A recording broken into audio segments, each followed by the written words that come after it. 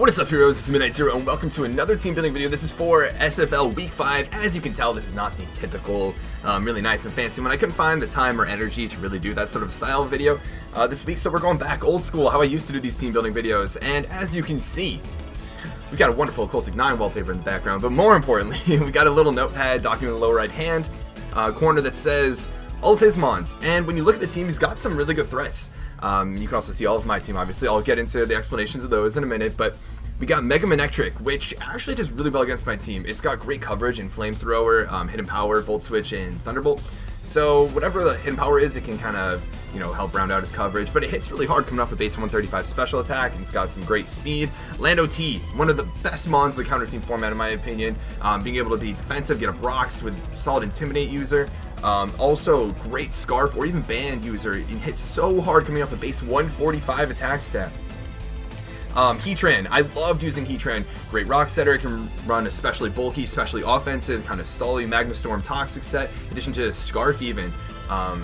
So that thing is really scary. Hydreigon, in my opinion, one of the best Scarf users in UU and one of the strongest hitters in UU, with great strong offensive stabs in Dark Pulse and I don't know why my computer screen keeps popping up, but Dark Pulse and Draco Meteor. It's got great coverage, Flash Cannon, Iron Tail, Super Power, Earth Power, Fire Blast, U-Turn for momentum, bunch of cool stuff. Tentacruel, really bulky on the special side, and his only form of hazard support, which is worth noting. It also gets up Toxic Spikes, which is, less than appreciated, of course.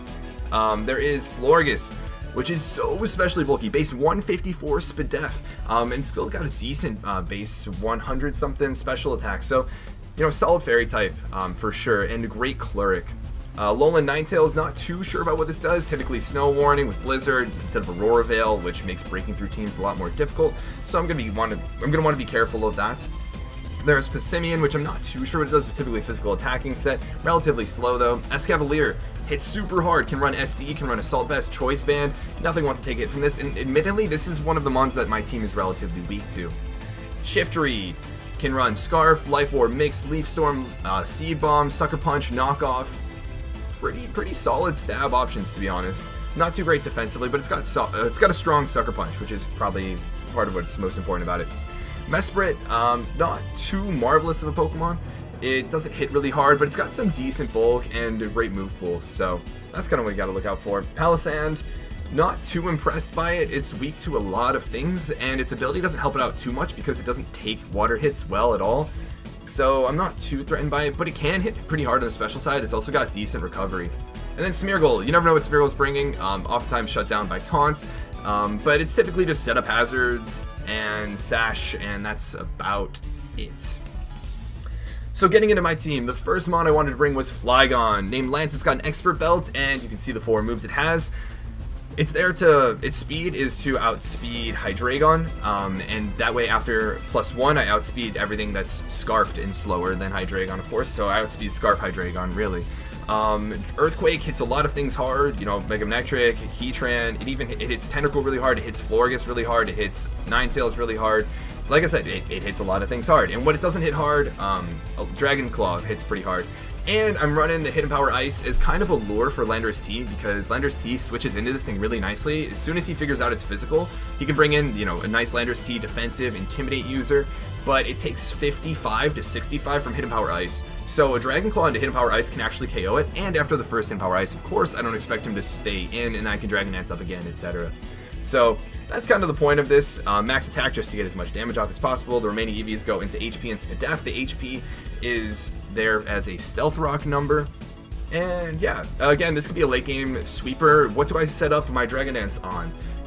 I could potentially take, I think, an HP Ice depending on the spread of Mega Manectric. I set up on Landorus T, I scare out and set up on Heatran. If he's not Scarf Hydreigon, I can set up on that if I scare it out, of course, unless, if he wants to keep it alive. I could potentially set up on Tentacruel, though that risks a potential burn, but because I'm bringing Taffyfini, I might not even need to worry about that. I could set up on Passimian potentially. Maybe Escavalier, maybe not. Depends. It's got to be low health to die to a +1 Earthquake, which is kind of asking for a lot, to be honest. And that's kind of it. Maybe even Smeargle, but probably not. So that's why Flygon's there. Also, ground immunity. If you bring Scarf Landorus T, he can't just spam Earthquake as long as this thing is alive. Next one is Omastar, running Sash, same set as last week, except we're running Surf, Earth Power, Ice Beam, Shell Smash. We've got just enough speed so that at +2 we outspeed all of his base 284 and lower mons Scarfed. So we outspeed everything after a Shell Smash, but we outspeed all the Scarfers that are less than 284 speed. We actually can't outspeed Scarfers faster than that with just our base stats alone, so that's why I didn't bother investing anything more in speed. However, our ability is weak armor, so if we do get hit by a physical hit, if he's, Landorus and hits us with U-turn or something like that, I don't know, he doesn't have a lot of physical use, maybe even Passimian, maybe Escavalier, the like, if it's already been weakened. That'll give us an extra speed boost stage, and then we outspeed everything on his team Scarf, which is awesome. So that's why weak armor is there. As far as coverage goes, it's pretty straightforward. Surf hits Florges really hard, and it hits Escavalier really hard, and it hits Mesprite. It's its strongest stab, but outside of that, Earth Power hits Mega Manectric, Ice Beam hits Landorus T, Earth Power hits Heatran, Ice Beam hits Hydreigon, Earth Power hits Tentacruel. Yeah, so like the coverage is really strong, and this thing does a ton. It actually 2-hit KOs Florges if it's max defense, or if it's like mixed defenses after rocks. So, with a little bit of chip on a bunch of things, this could definitely late game sweep. I do need to be careful about priority coming from Shiftry though. That's my main concern there. So rocks will be important to get up, but next one is Taffyfini. We're running Surf, Moonblast, Calm Mind, Defog, Leftovers. Very straightforward set. Max defense. The slight special attack and HP weird EVs are to fit for Stealth Rocks and Leftovers numbers. And yeah, I mean, Surf hits a lot of things hard. I actually take one Thunderbolt from Manectric and do a lot of damage back with Moonblast. And so after a Calm Mind and he's like brings in Manectric, like I can actually take a hit and then KO it back, which is really cool. I tank hits from Landorus T decently well. I take, I think, 45 to 50 from a Life Orb or Soft Sand Landorus T. So I do need to be careful if he's Bandorus T, but outside of that, this can take a hit and then scare it out / hit hard with Surf, and it does kind of get walled by Tentacruel. If I get up a Calm Mind and he doesn't have Acid Spray, I actually beat it 1v1, which is pretty neat. Hydreigon, this thing is a great switch in for Hydreigon. It doesn't take anything from Flash Cannon even, from a Life Orb Hydreigon, so yeah, that's part of why this thing is here. Also, Heatran, he doesn't have access to Bloom Doom, so he could be running Power Orb Solar Beam, which is really scary, but outside of that, this could help with Heatran a lot. This also helps with Florges. I beat it 1v1 after a Calm Mind, so that's really helpful, as you'd expect. And I can Calm Mind up on Wish Protect and such because it has a lot better recovery than I do. Alolan Ninetales, I have to be careful about Freeze Dry, but outside of that, I hit it hard. Passimian, I wall that. Escavalier, I actually only take a 25 to 30 or so, I think, from an Iron Head from Escavalier. So I can actually hit that pretty hard with a Surf, and if it's AV or if it's SD, I can figure that out and get some good chip damage on it, because like I said, I don't have a lot to hit it hard, so I do need to get like some chip damage on it with certain mons to be able to kill it with other mons after they set up. I tank a hit or two from Shiftry depending on what move it is, if it's physical or special, but I KO it back with Moonblast, so if necessary I can do that. I Calm Mind up on Mesprit, which is nice. I beat Palisand 1v1, and yeah, that's about it. Smeargle can't Spore me because of Misty Terrain, and I can defog away its hazards, and that's primarily why this is here. Next up is Komida. We're running Choice Scarf, Xurkitree with Beast Boost, very typical set, Thunderbolt, Volt Switch, Energy Ball, and Dazzling Gleam. The speed is there so that I outspeed all of his 284 mons. I'm actually going to change that to 285 so that I outspeed his 284 mons when Scarfed. But outside of that, the HP and defense are there for a little bit of bulk and Stealth Rock numbers, but the rest goes into special attack just to hit hard. Thunderbolt does a lot of damage to what it hits. So after a little bit of weakening, this thing could definitely sweep later on.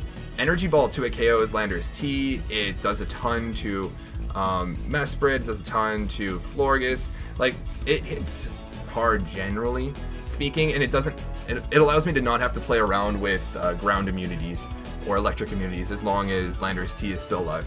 Outside of that, Dazzling Gleam hits Hydreigon hard and hits Passimian hard. I was debating HP Fire or something like that for Heatran, or HP Ground for Heatran, HP Fire for Escavalier, but Thunderbolt hits those just as hard, so, or not necessarily just as hard, but like, I don't want to be locked into those, and Thunderbolt hits them pretty hard for about a third of their HP, so after rocks a couple times, those things can be whittled down and set up for a sweet late game. I am probably going to have to be very aggressive with my circuitry. Didn't work out so well last week, but if I anticipate the Landorus T, I might need to go for Energy Ball, going for the 2-hit KO. He does outspeed me if he's Scarf, which is scary, but I also might need to go for Volt Switches a lot to maintain momentum, which is pretty important, or to get up a setup turn with my Flygon or my Omastar, which, and they're probably win conditions in and of themselves. So that's the methodology behind circuitry. Next up is Infernape, and this is such a heat set. You guys are probably looking at this like, what the heck is this Infernape set? And you know, at this point I was like, I need a Stealth Rocker, and I need something to just counter some of his leads. This is a total lure and counter Pokemon. If you remember my Mega Altaria from Season 2 of the TGFA against Max, that was running Earthquake and enough speed and stats and Ice Beam just to be able to counter Landorus T and Magnezone, which typically would, you know, counter this Mega Altaria. This is what Infernape is doing here. It's got Gunk Shot, Earthquake, Will-O-Wisp, and Stealth Rock. Stealth Rock is there because I want Stealth Rocks up to, you know, passively whittle away at things, get rid of sashes and the like. Will-O-Wisp is there because typical switch-ins to Infernape. Landorus T doesn't want to get Wisped. Of course, I was considering running HP Ice, but then when we get to the lower end of the list, for example, Tentacruel doesn't even want to be Will-O-Wisp. Floridas doesn't want to be Will-O-Wisp. Passimian definitely doesn't want to be a Will-O-Wisp. Neither does Escavalier. Same with Shiftry. Same with Mesprit and Palisand. So nothing really wants to take a Will-O-Wisp. And not all of those are necessarily switch-ins. Like, for example, Escavalier would not want to switch into an Infernape. And I might have to bluff the Fire-type attack to get rid of, or to switch Escavalier out and just play aggressively and hope he falls for that. But Earthquake is there for Mega Manectric. It does about half, or a little over half at least, after the Intimidate from Mega Evolution, and I tank one Thunderbolt anyways, which is pretty nice. Earthquake does a ton to Heatran. It almost OHKOs like a very bulky Heatran. It 2-hit KOs Tentacruel. It does a decent amount of Florges, but that's not really what I'll be using against Florges, because I'll be using Gunk Shots on Florges. I'll be using the Poisonium Z for Acid Downpour, which does a minimum of 90% to maximum defense Florges. So I really hope I get the chance to use it, because typically Florges is a great switch-in to Infernape. Landorus T is a great switch-in to Infernape. Tentacruel is a great switch into Infernape. Palisand is a great switch into Infernape. So I want to be able to cripple all of those and surprise them with these sorts of attacks. And that's pretty much it. Get up hazards, cripple / kill something with a surprising attack like Earthquake or Willow or Gunk Shot into Acid Downpour, and then set up with something else. If I Will-O-Wisp Landorus T, that makes my Flygon's life a lot easier. That makes my Taffyfini's life a ton easier. That makes my Omastar's life a ton easier. I don't have to worry about crits or anything, or even if my sash is broken, I can set up on it potentially if it's not a very offensive set and it's burnt. You know, its attack is going to be halved. Even Mons that I just want a little bit of passive damage on, it's really helpful. So, yeah, that's it's a very counter Infernape. The last mon we got is a Scarf Gengar Acerola, and I wasn't really sure what to run on Gengar. The thing is, the rest of my team is still really weak to Mega Manectric. After a little bit of chip, after a little bit of whittling, Mega Manectric could easily sweep my team. So I wanted to get something that could outspeed Mega Manectric and hit it hard so that my other Scarfmon could like take it, or the like. So I didn't want to give up the speed from his Scarf. That said, I am definitely missing the power that goes with the lack of a damage boosting item. But we've got Shadow Ball and Sludge Wave, two main stabs. They hit just about everything hard. Shadow Ball 2-hit KOs Landorus T, at 3-hit KOs is Spadef Heatran, it's 2-hit KOs Mega Manectric, it's Sludge Wave 2-hit KOs Hydreigon, Shadow Ball 3-hit KOs Spadef Tentacruel, Sludge Wave 2-hit KOs Florges, Sludge Wave KOs Ninetales. Shadow Ball does like a ton to like everything. AV Escavalier takes about 30% from Shadow Ball, I think, and Shadow Ball hits Palisand hard, it hits Mesprit hard. So outside of that, I was like, what other moves do I want? I was considering Dazzling Gleam, I was considering Icy Wind, I was considering Energy Ball, I was considering Hidden Power Ground, Hidden Power Fire, and ultimately Hidden Power Fire just to have something that can do a lot of damage to Escavalier. It does like 50 to 60% to Assault Vest Escavalier with a lot of Spadef and HP. So I just wanted something that could at least hit hard, and also HP Fire could potentially hit a lot of things more neutrally than Hidden Power Ground would, and he doesn't have like immunities necessarily to Hidden Power Fire like he does Hidden Power Ground. I mean, I know Heatran is technically an immunity to Hidden Power Fire, but like not as many Hidden Power Fire immunities as Hidden Power Ground. And then last move is Destiny Bond, because worst case scenario, something sets up Dragon Dance and the like, and I force it to attack me, I can just Destiny Bond, outspeed, and let it kill itself pretty much, just to potentially completely negate a threat. I was considering Explosion as well, but Destiny Bond is just a lot more surefire, and it helps me get around Shiftry, Mind Games. It could be a way I take down a Scavalier, whole bunch of stuff like that. So that's the team. Admittedly, I'm liking my team less and less with each week. It's not that it's a bad team, it's just that I don't like hyper offense in this format and in this league in particular. I'll talk about it a lot more at the end of the season and such, but the team building process isn't as fun in that it's kind of just pick them on with a lot of offense and then pick the best coverage moves to hit as many things as hard as you can, because I don't have a lot of strategies to like, oh, I'm going to carefully EV this so I can take this, like these 2 hits or these 3 hits and KO back, or set up hazards and over time after these 2 like rocks turns in. It's not as complex or as long or deep of strategy, and instead it's a lot more, they're a lot shorter, a lot more pivotal moments that are kind of all or nothing-esque, and I don't really like that, and that's so heavily dependent on predicting your opponent. I can't stress that enough. It's so heavily dependent on understanding what your opponent's understanding of the situation is. And it's now been a couple times after talking with people after the matches and trying to understand what their plays were, like the Earthquake on Circuitry, and there was no understanding that I might even switch in Circuitry there. It was just, oh, I know my SPDF isn't that bad, and I didn't want to potentially lose him on. When like the play would have been to recover or to curse again if you anticipated me being defensive. But if you just wanted to scout, you could just recover in the way like a max special attack Taffyfini does like 53% to a Quagsire, so you'd gain HP in the end anyways. So like in a league where not everyone is like super good, no one's bad in this league, but where not everyone is understanding the game in the same sense that I am, it's really difficult to play hyper offense. It's really difficult to make those reads and play with that risk. So it's admittedly making the game a little bit less enjoyable in both the team building process and during the games themselves.